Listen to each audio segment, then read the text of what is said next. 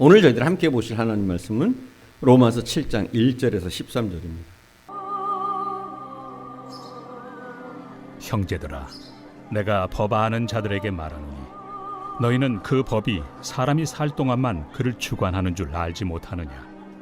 남편이 있는 여인이 그 남편 생전에는 법으로 그에게 매인 바 되나 만일 그 남편이 죽으면 남편의 법에서 벗어나느니라. 그러므로 만일 그 남편 생전에 다른 남자에게 가면 음녀라. 그러나 만일 남편이 죽으면 그 법에서 자유롭게 되나니 다른 남자에게 갈지라도 음녀가 되지 아니하느니라.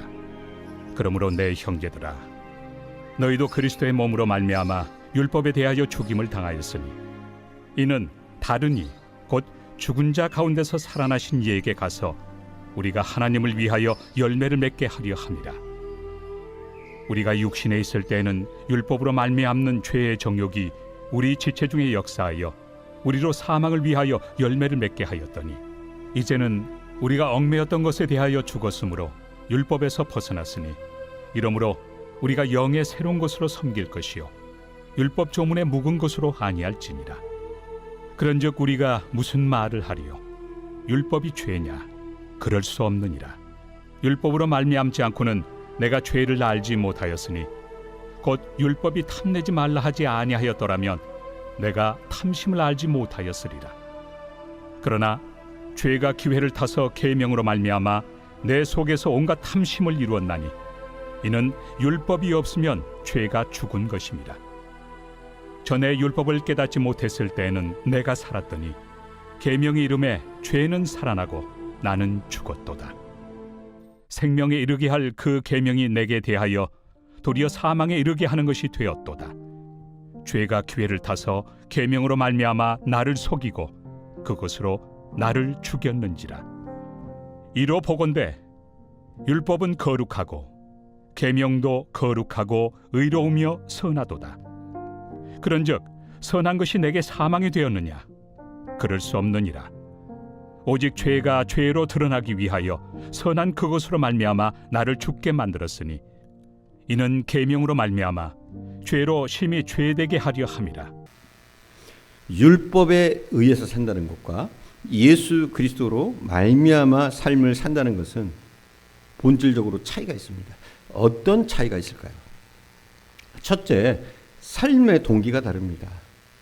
예수 그리스도로 말미암아 사는 삶은 삶의 동기가 다른 겁니다. 또 두 번째는 삶의 욕구도 다릅니다. 우리가 율법을 주인으로 삼고 살 때 우리의 삶을 지배하는 욕구는 죄악의 정욕이었습니다. 그러나 이제 우리의 삶은, 예수 그리스도 안에 있는 우리의 삶은 하나님의 사랑이, 예수 그리스도의 사랑이 우리를 지배합니다. 우리가 육신에 있을 때는 율법으로 말미암아 죄의 정욕이 역사했습니다.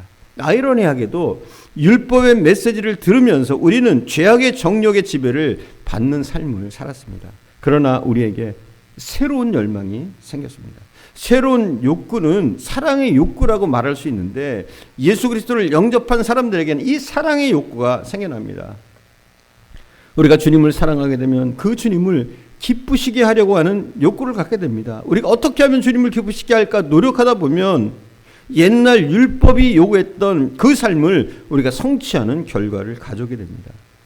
우리가 율법만 보면서 율법대로 살려고 할 때는 오히려 우리가 율법을 깨트리는 삶을 살았지만 주님을 사랑하기 시작하자 오히려 우리의 삶이 거룩해지고 의로워지고 선해지는 결과를 보게 되는 겁니다. 예수 그리스도를 구세주와 주님으로 영접하고 그를 사랑하기 시작하게 되자 내 삶이 저절로 거룩해지는 겁니다. 얼마나 놀라운 변화입니까? 네덜란드에 엘레나라는 78세 된 할머니가 있었습니다. 이 할머니는 평생 소원이 담배를 끊는 것이었습니다. 담배를 끊고 싶었습니다. 그래서 50년간 담배를 끊는 클리닉에도 가보고 별별 노력을 다 했는데 담배를 못 끊고 78세가 된 겁니다. 그러던 어느 날 이 엘레나 할머니가 79세 된 제일슨이란 노인과 열애를 시작하게 됩니다.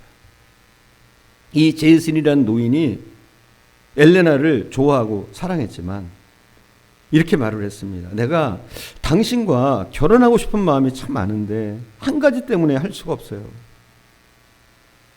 그 이유는 그녀가 담배를 피우는데 같이 살 생각을 하니 한심하다는 거죠. 그러자 이 할머니는 그래요? 담배 때문이에요? 그럼 제가 끊지요. 그리고 그 순간 담배를 끊었답니다. 50년 동안 별짓을 다 해도 안 됐는데 50년간의 딜레마가 한순간에 극복되는 겁니다. 사랑의 힘은 위대합니다. 자기 의지의 힘으로 끊어야지 하고 노력할수록 더 유혹이 강해집니다. 그러나 사랑하기 시작하자 그 사랑은 순식간에 그 삶을 변화시키기 시작한 겁니다. 진지한 그리스도인들의 삶에 일어난 놀라운 변화의 비밀은 도덕적인 변화가 아니라 사랑의 변화입니다. 바울 사도는 8장에서 이 사랑이라는 엄청난 주제를 밀고 나갑니다. 8장 35절에 보니까 이렇게 말씀하고 있어요. 누가 우리를 그리스도의 사랑에서 끊으리요 말하고 있으며, 또 고린도후서 5장 13절 이하에서는 자신의 삶을 솔직히 드러내면서 이렇게 고백합니다. 여러분, 저는 미쳤습니다. 여러분이 나를 미쳤다고 말하는 것은 사실입니다. 나는 하나님께 미쳤습니다. 내가 미쳤다면 하나님을 위해서 미친 겁니다. 그 이유는 그리스도의 사랑이 우리를 강권하고 있기 때문입니다. 이렇게 말을 합니다. 여러분, 이 세상의 삶은 어차피 다 미쳐 사는 겁니다.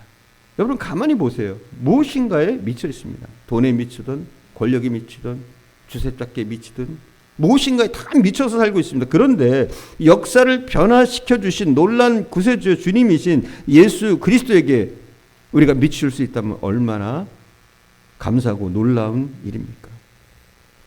그리스도의 사랑이 나를 강권합니다. 예수님이 내 삶의 주인이 되기 시작한 후부터 그를 기쁘시게 하기 위해서 내 삶이 변화됩니다.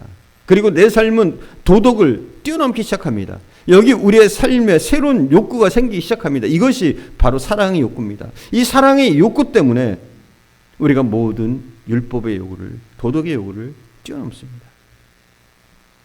세 번째, 삶의 열매가 다릅니다. 삶의 열매가. 육신에 있을 때는 우리를 지배하고 있는 것은 죄의 종력이었습니다. 그 종력은 5절에 보시면 사망을 위한 열매를 맺게 하였습니다. 그러나 이제는 달라졌습니다.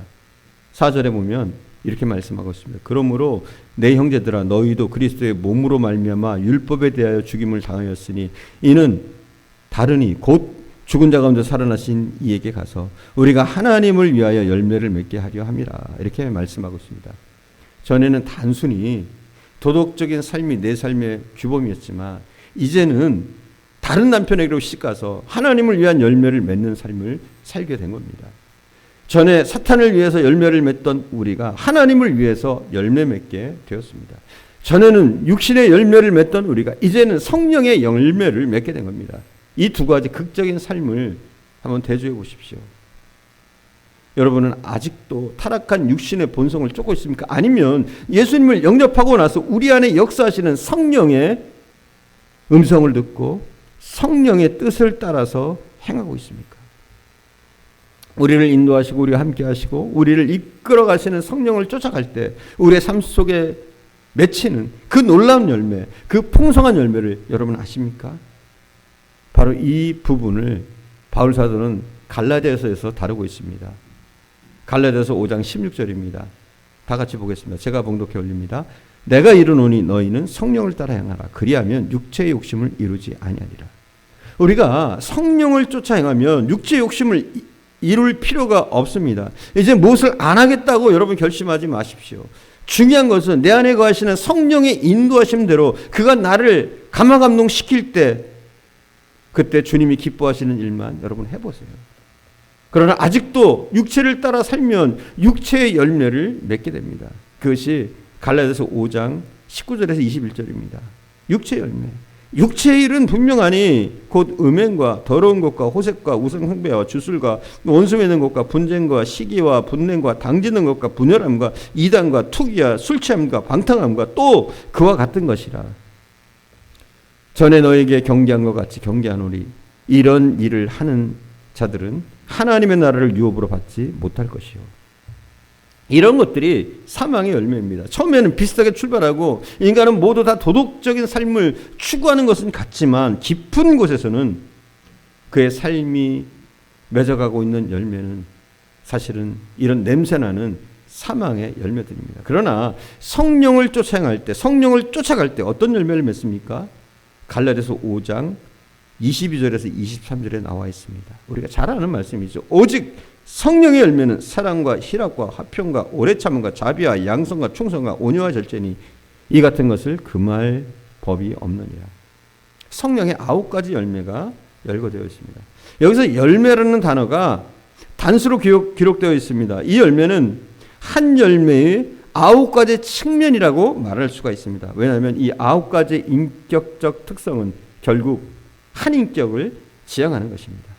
정말 사랑스럽고 정말 희락으로 충분한 분, 정말 화평으로 충만한 분, 정말 오래 참으셨던 분, 이 대표적인 인격이 바로 예수님입니다. 우리가 성령에 충만하고 성령에 사로잡히고 성령의 인도하심을 받고 성령이 보여주시는 주님을 바라보면서 살면 주님을 닮게 됩니다. 그러면서 이 9가지 열매가 함께 나타나게 되는 겁니다. 왜 우리가 달라지지 않고 변화되지 않습니까? 바르고 의롭게 선하게 살기를 원하면서도 열망하면서도 그럼에도 불구하고 불의하고 악하고 더 더러워지고 있습니까? 그것은 단순한 우리의 도덕적인 결심만으로 가능한 것이 아닙니다. 본문에 나타난 어떤 그 여인의 경험처럼 주님을 만나고 체험해야 합니다. 사랑은 이 율법의 모든 요구를 뛰어넘을 수가 있습니다. 성령의 강권적인 역사하심이 하나님의 사랑이 우리를 더욱더 붙잡아 주시면 우리는 도덕과 율법을 뛰어넘는 믿음의 사람으로 새로운 삶을 살게 되는 줄 믿습니다. 기도하겠습니다. 사랑하는 주님, 오늘도 우리와 함께 하심을 감사드립니다. 이제는 우리의 삶의 모습이 전에 율법 가운데 살 때와는 근본적으로 다른 삶의 모습이 되어지게 하옵소서. 우리의 삶의 동기가 다른 줄 믿습니다. 우리의 삶의 욕구가 이미 달라진 줄 믿습니다. 또한 우리가 맺는 열매들, 삶의 열매가 전과는 다른 줄 믿습니다. 더 이상 이제는 육신을 쫓아 살아 맺던 그 추악한 열매들을 맺지 않게 하시고 이제는 성령의 열매를 맺는 성령의 9가지 열매를 맺는 오직 사랑과 희락과 화평과 오래 참음과 자비와 양성과 충성과 온유와 절제 열매를 맺는 예수 그리스도의 성품을 닮아가는 저희들 되어줄 수 있도록 은혜 내려 주옵소서. 오늘도 함께 하신 주님께 감사드리며 우리 구주 예수님의 이름으로 기도드립니다. 아멘.